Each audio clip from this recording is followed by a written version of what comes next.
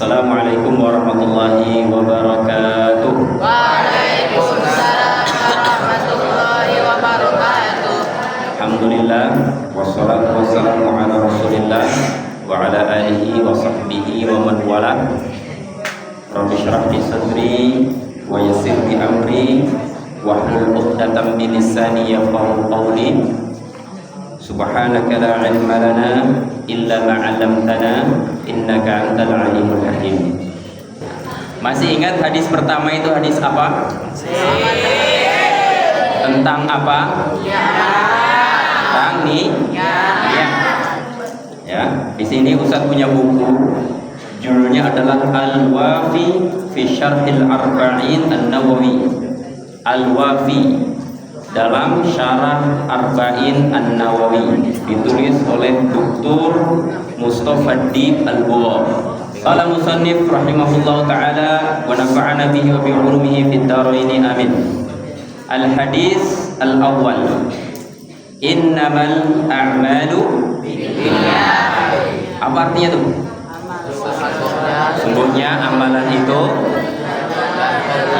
tergantung dengan niat. Jadi nanti pelan-pelan akan kita syarah. An Amiril Mukminin Abi Hafsin Umar bin Khattab radhiyallahu anhu qala sami'tu Rasulullah sallallahu alaihi wasallam yaqul.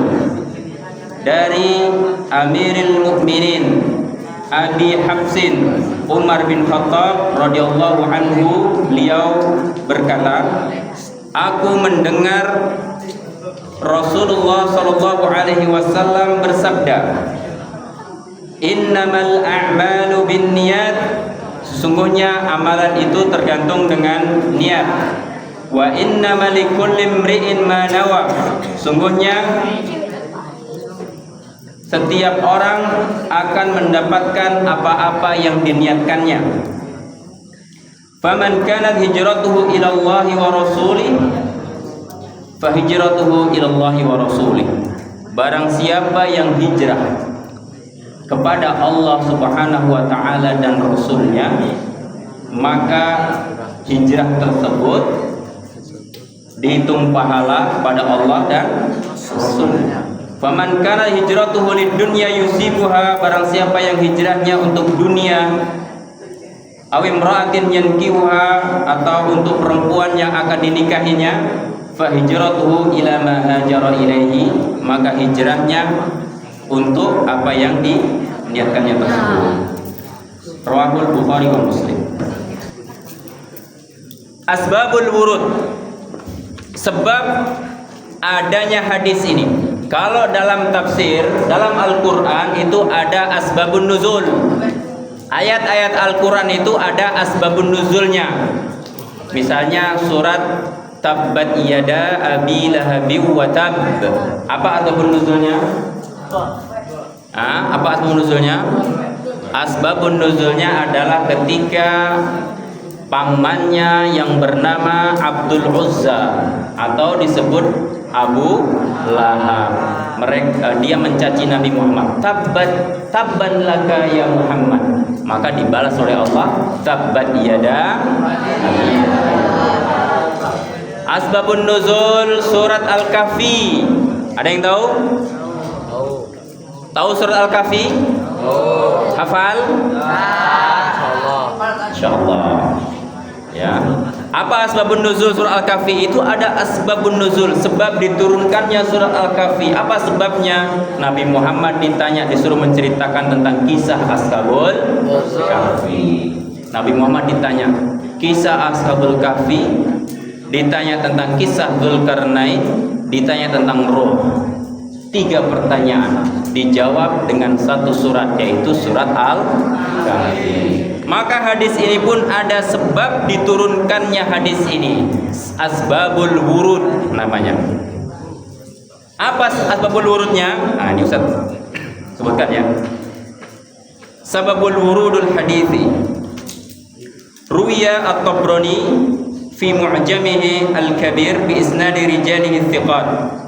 An Ibnu Mas'ud radhiyallahu anhu qala kana fina rajulun khataba imra'atan yuqalu laha Ummu Qais Dulu katanya di antara kami ada seorang laki-laki, sahabat Nabi, seorang laki-laki, orang Islam. Waktu dulu sebelum hijrah di Mekah, dia melamar seorang namanya Ummu Qais. Ada namanya Ummu Qais ini? Tidak ada ya. Ummu Qais dilamar oleh seorang laki-laki, tapi seorang laki-laki ini tidak dijelaskan siapa namanya. Nah, ya, tidak tahu siapa namanya. Yang jelas ini seorang laki-laki, tapi sayang Ummu Qais menolak, lamarannya tidak diterima. Fa'abat an tazawwajahu hatta yuhajira. Maka Ummu Qais itu menolak lamarannya sampai dia hijrah. Kata Ummu Qais, kamu saya terima lamarannya kalau kamu ikut hijrah. Nah, awalnya tidak mau hijrah, awalnya tidak mau hijrah. Pas ngelamar, syarat lamarannya itu apa? Dia ikut hijrah kemana? Dari Mekah kemana? Madinah.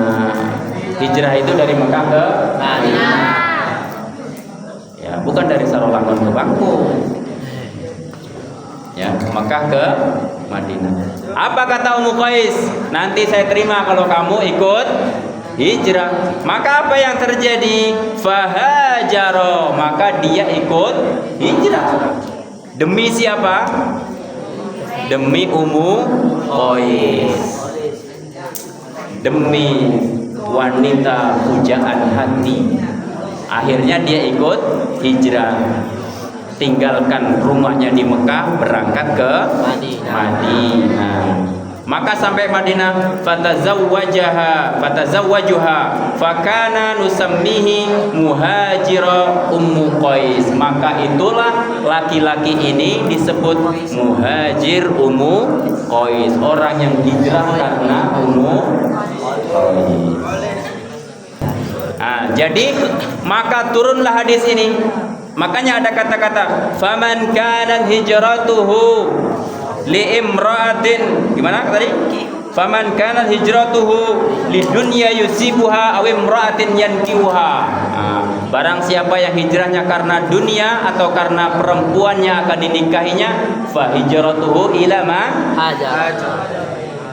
Ya, maka hijrahnya ya pahalanya sesuai dengan apa yang diniatkan perempuan atau laki-laki tadi itu.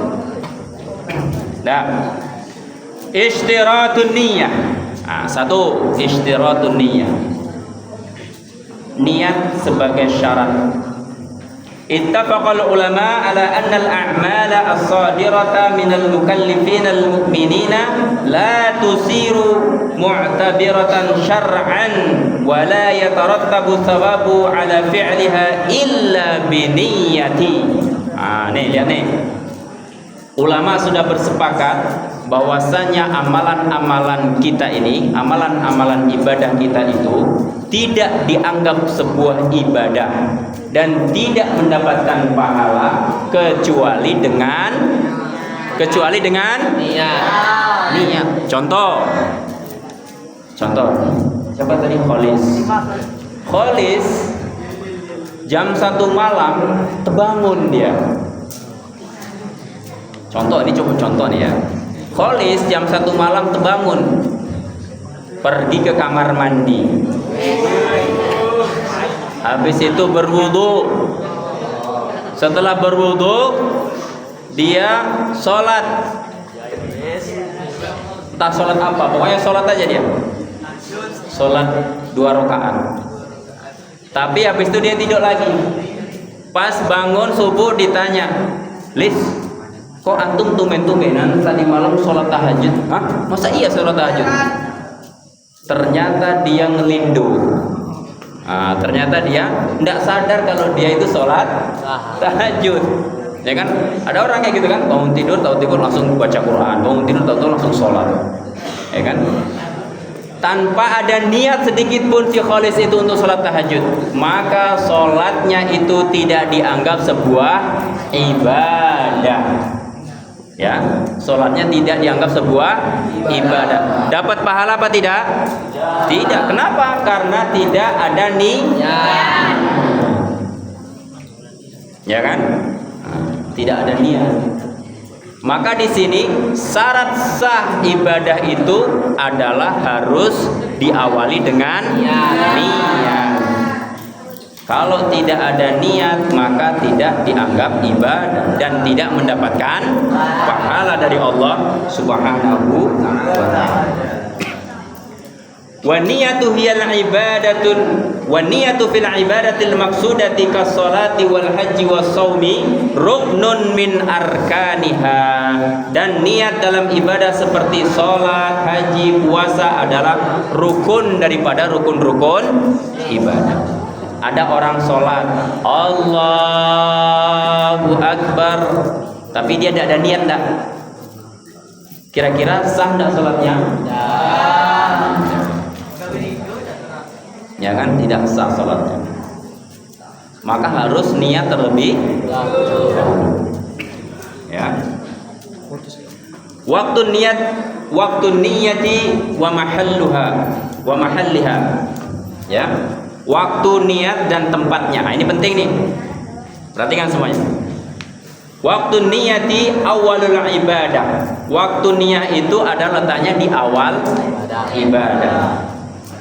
Kata takbiratul ihrami bis shalah, seperti saat takbiratul ihram di dalam salat, wal ihramu bil haji, dan saat memakai kain ihram pada saat haji. Nah, jadi niat itu an-niyatu muqtarinun bil fi'li. Niat itu harus bersambung dengan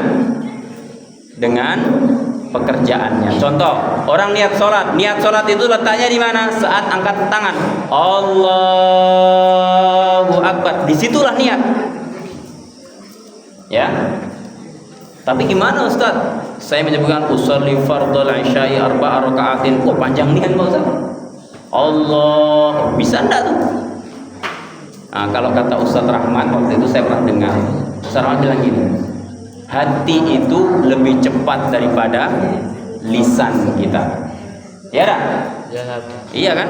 Makanya kalau orang sholat baca Al-Fatihahnya dalam hati, itu sholatnya kayak angin, kayak bambu ketiup angin. Kenapa? Karena pakai dalam hati. Bismillahirrahmanirrahim. Allah. Kalau dalam hati, karena hati itu cepat, ya kan? Ya, jadi niat itu di mana? Di dalam hati.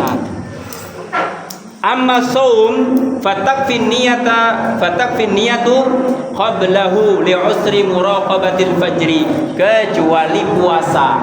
Kalau puasa niatnya bukan pas awal fajar, tetapi boleh niat sebelumnya. Contoh, niat puasa saat setelah sholat tarawih. Boleh tidak? Boleh. Makanya biasanya setelah sholat tarawih itu kan kita niat sama-sama kan? Apa niatnya? An adai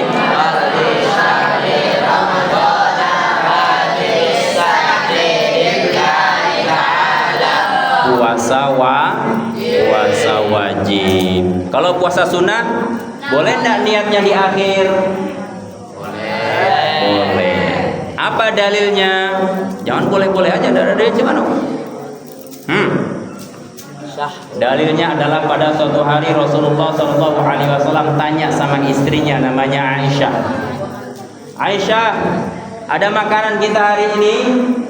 Mohon maaf ya Rasulullah, tidak ada makanan, di dapur kosong. Maka apa kata Rasulullah? Karena tidak ada makanan maka saya puasa sunnah hari ini. Kholis tidak niat puasa sunnah. Kata Kholis apa? Tidak usahlah puasa sunnah besok. Besok nih nampaknya cuaca panas. Kalau saya puasa sunnah mungkin pingsan saya. Nah, ya kan?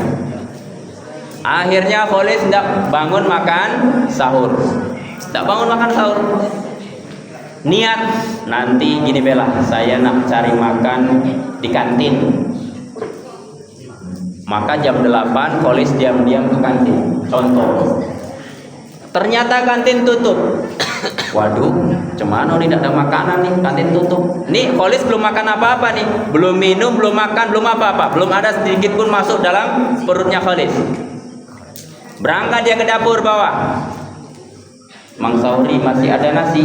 Udah habis nasi, tidak ada lagi. Waduh. Berangkat ke dapur atas. Pak D, masih ada nasi? Habis nasi. Maka Kholis temenung. Waduh, dah puasa, dah niat, makanan dah ada, cemano ya? Nah, jangan kabur pula. Belum makan apa-apa, sampai itu kemudian Kholis baru berkata, ya udahlah kalau kayak gitu, daripada saya ndak dapat apa-apa, bismillah jam 10 pagi, bismillah lah, saya niat bela, saya puasa sunnah hari ini. Sah ndak puasanya? Sah. Sama dengan Rasulullah tadi. Rasulullah awalnya malam-malam tidak ada niat puasa, belum makan, belum apa, tiba-tiba pas mau makan tidak ada makan, sehingga Rasulullah berniat untuk puasa, maka sah puasa. Itu kalau puasa sunnah. Kalau puasa wajib tidak boleh. Puasa wajib niatnya harus sebelum. Kenapa Ustaz? Kalau puasa itu niatnya ndak pas matahari terbit cut baru nawaitu shauma ghadin. Kok enggak kayak gitu Ustaz? Karena kalau puasa kita sulit untuk melihat matahari terbit. Tidak nampak matahari itu sulit kita. Maka untuk mempermudahkan, boleh niat puasa itu dari awal. Ya, malam hari setelah sholat tarawih atau habis berbuka puasa itu boleh juga langsung niat. Saya niat puasa besok, puasa Ramadan besok karena Allah Subhanahu wa ta'ala. Ya, tuh. Wa mahallun niyati al-qalb, dan tempatnya niat itu di dalam hati.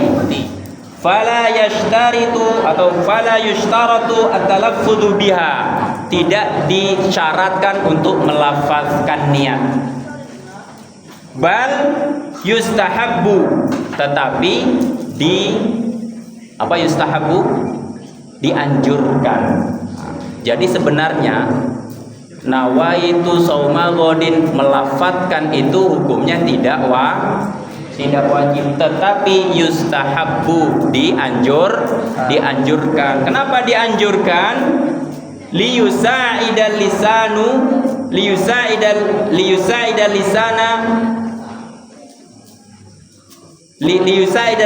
al-qalba, agar lisan itu membantu hati kita untuk berniat ala istihdariha, untuk menghadirkan niat. Nah, jadi nanti kalau ada orang sholat tidak pakai usolli, sah tidak sholatnya? Sah tidak sholatnya? Sah. Kalau ada niat. Jadi gimana Ustaz kalau nggak pakai usolli dalam lisan? Ya dalam hati lah. Saya sholat isya 4 rakaat karena Allah Subhanahu wa ta'ala. Allahu Akbar. Boleh tidak? Boleh. Tapi kalau melafazkan usolli fardhu isya'i 4 rakaatin adaan ma'muman mustaqbilal qiblati lillahi ta'ala, Allahu Akbar. Boleh tidak? Boleh. Kenapa? Karena niat itu apa? La yushtaratu talaffudhu biha, tidak disyaratkan untuk melafazkan niat, bal yustahab, tetapi dianjurkan. Nah, ini penting nih. Jangan nanti kalian pulang ke dusun, kemudian ada orang sholat, kemudian dia tidak baca usolli. Oh, sholatnya tidak sah. Kata siapa? An-niyatu mahalluhu fi qalbi. Niat itu tempatnya dalam hati, bukan dalam lisan. Ya. Wa yushtaratu fiha ta'yinu al-manwi wa tamyizu an ghairihi, dan disyaratkan untuk menentukan apa yang diniatkannya untuk membedakan dengan yang lain. Maksudnya gimana nih Ustaz? Dalam niat itu harus ada harus ada ketentuan, harus menentukan. Saya sholat, ini sholat apa nih? Saya sholat isya, saya sholat subuh, saya sholat zuhur. Tidak boleh saya cuma niat dalam hati, Bismillahirrahmanirrahim, saya mau sholat, Allahu Akbar. Sana sholatnya? Tidak sah. Kenapa? Karena tidak ditentukan. Sholat ya sholat apa? Sholat zuhur kah? Sholat subuh kah? Maka ditentukan, saya niat sholat subuh 2 rakaat sebagai makmum lillahi ta'ala, Allah. Ya, harus di. Kemudian selanjutnya wujubul hijrah, kewajiban untuk hijrah. Nah, ini ternyata ada hijrah itu yang wajib. Nah, ada hijrah wajib. Apa ini? Al hijratu minal ardil kuffari ila diyaril islami wajibatun alal muslim alladzi la yatamakkanu min idhari dinihi. Hijrah dari negeri kafir kepada negeri Islam itu hukumnya wajib bagi seorang muslim yang tidak memungkinkan untuk menampakkan agamanya. Contoh lagi. Siapa contohnya nih? Dimas. Mana namanya Dimas? Oh, ini Dimas. Ya, Dimas. Umur Dimas sekarang berapa, Mas? 15. Ya. Misalnya umur Dimas sudah 25 tahun. Dia berangkat ke sebuah negeri. Anggaplah negeri Amerika, negara Amerika contoh. Kerja di sana, jadi dokter. Dokter apa, Mas? Dokter hewan. Kerjaannya ngoperasi kucing. Ya, dokter hewan, kerjaannya ngoperasi kucing. Kalau ada kucing hamil mau sesar sama Dimas. Ya. Tiba-tiba Presiden Amerika mengadakan pengumuman. Mulai hari ini tidak ada satupun penduduk Amerika atau yang tinggal di Amerika yang beragama Islam. Siapa yang beragama Islam silakan keluar dari Amerika. Kalau tidak keluar, ketahuan akan kami tangkap hukum mati.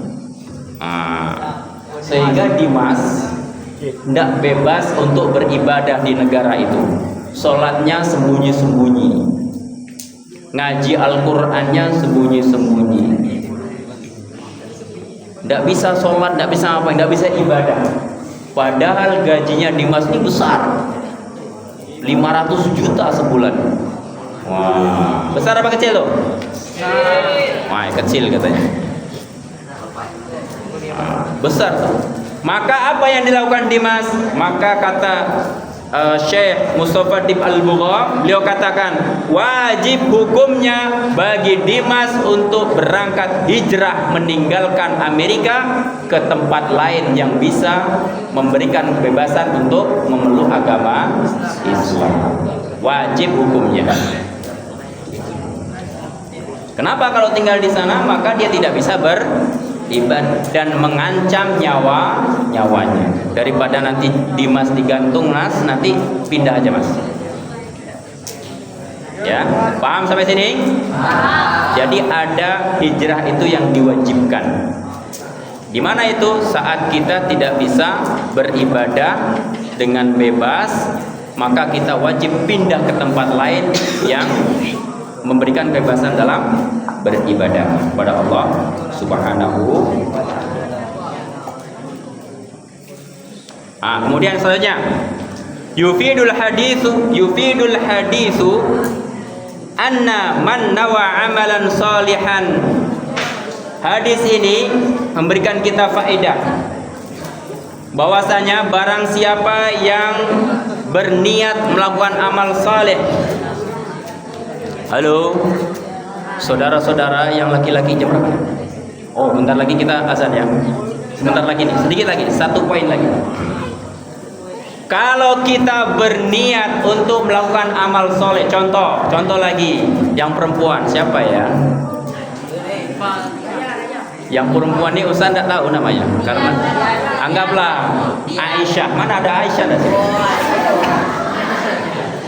Ya, Aisyah berniat nanti malam atau gini deh.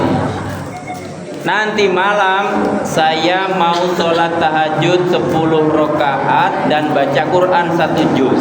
Niat dalam hati. Tiba-tiba Aisyah tidak bangun. Tidak sengaja itu, tidak sengaja.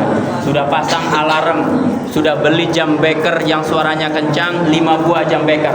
Taruh sini 1, 1, 1, 5, kelilingin jam beker 5. Bunyi semua jam tuh, tapi Allah Subhanahu wa taala tidak mentakdirkan dia bangun. Tidur pulas niat. Bangun-bangun sudah sholat subuh. Maka aduh astagfirullah ya Allah, saya kok nggak bangun padahal saya sudah berniat. Kira-kira Aisyah dapat pahala apa enggak?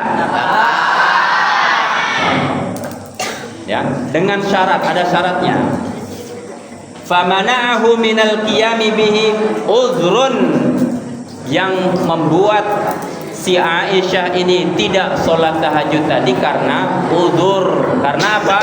Karena ada hal-hal yang dibolehkan dalam Islam. Contohnya apa? Kayak tadi itu tidur tidak bangun, atau tiba-tiba sakit, tiba-tiba pusing kepala.